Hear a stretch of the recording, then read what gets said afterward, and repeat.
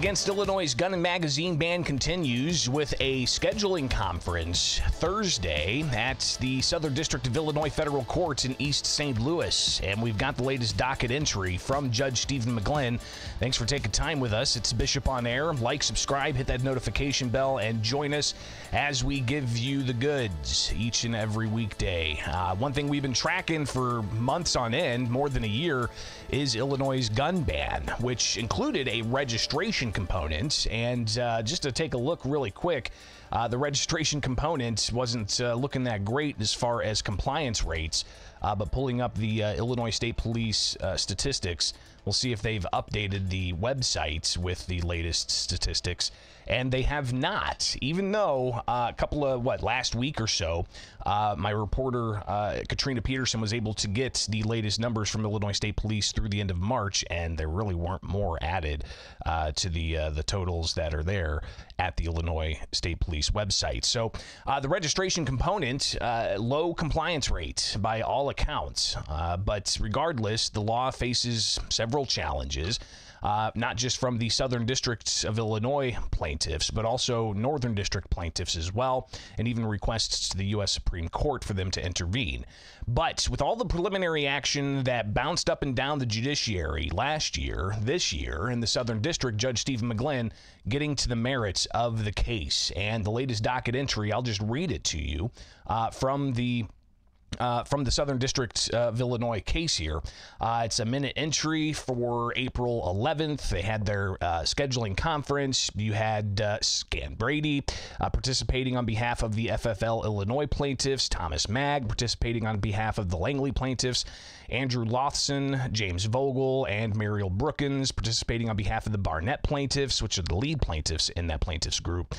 David Siegel and Will Bergstorm participating on behalf of the Harrell plaintiffs. And then for the state, you had Christopher Wells and Catherine Hunt Muse participating on behalf of the defendant, Kwame Raoul, and Governor J.B. Pritzker, plus Brendan Kelly of Illinois State Police.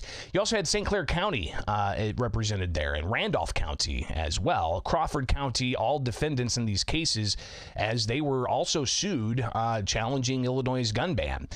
Then it goes on to say this docket entry, which is posted on the case's docket. It says, in accordance with the court's issue during the status scheduling conference Thursday, parties shall submit expert reports in accordance with Federal Rule of Civil Procedure no later than May 10th.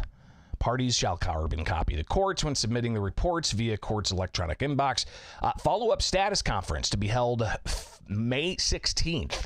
So May 16th is the next big status conference for that Southern District case challenging Illinois' gun and magazine ban.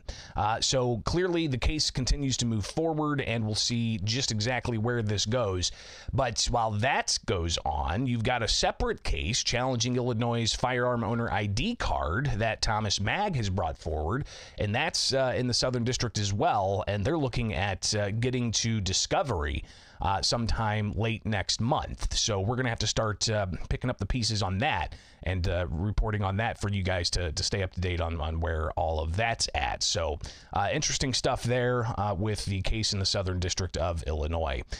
But not the only thing going on in the gun control space. If you are watching all of the various channels, you may have seen that the Biden administration is implementing a more expansion of federal background checks. And to explain this is a Connecticut Congressman, Chris Murphy. He spells out what this means. So here's Chris Murphy on X with his statement. So this is a really big day.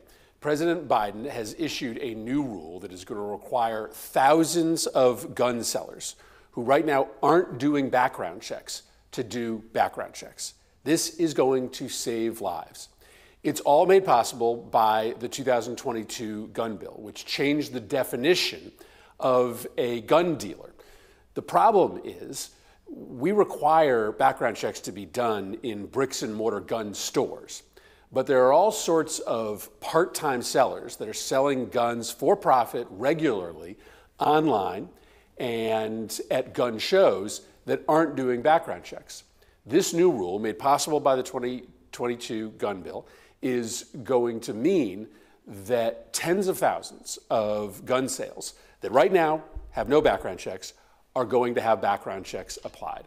That means we are going to stop lots of violent criminals, lots of people with serious mental illness from being able to get guns. You are going to make a big down payment on interrupting the black market of guns across this country.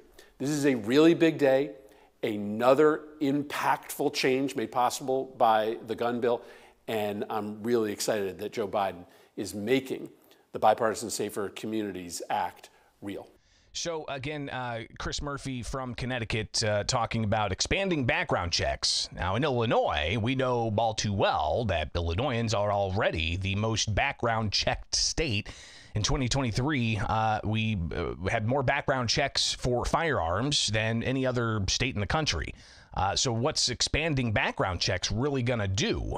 You also have Hannah Hill from the National Association for Gun Rights sounding off on this in a post on X. And here she is explaining at least her thoughts on expanding background checks. Hey y'all, Hannah Hill here. Wanted to bring you a really quick update. In the wee hours of the morning, the ATF dropped their final version of the rule redefining what it means to privately sell a firearm. Basically, they do that by redefining what it means to be a gun dealer. This is kind of coming to you originally from Congress, unfortunately, from the Bipartisan Safer Communities Act, the Cornyn-Murphy deal of 2022. In that bill, Congress basically gave the ATF a blank check to outright ban the private sale of firearms. And our legal team is looking at this right now, but it appears that that may be exactly what they've done. So like I said, our lawyers are reviewing it. We will come at you as soon as we know more with more updates and what we plan to do about it. So stay tuned. So clearly there could be some possible litigation against this. So we'll see, but just wanted to get this brief update out for you so you can stay plugged in heading into the weekend.